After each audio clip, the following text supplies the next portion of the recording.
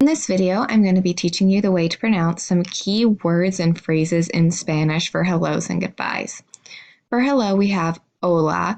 As you can see here, it does start with an H, and H is not a letter we pronounce in Spanish. So you're just going to say hola. For goodbye, we have adios.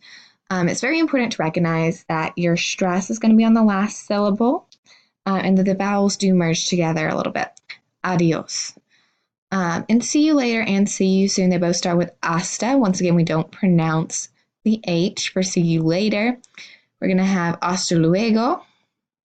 And for see you soon, we're going to have hasta pronto. It is nice if you roll your R's or make them have like a nice, a harder sound than we do in English. So hasta pronto instead of hasta pronto. See you tomorrow will be hasta mañana. This N with this little accent mark over it, it's called a tilde. It makes more of a Y sound, so yeah. For what's up, we have ¿qué tal? What's up, what's going on, ¿qué pasa? And how are you, ¿cómo está? This is the more formal way to say how are you. Just giving you one way to say it so that it applies for all situations.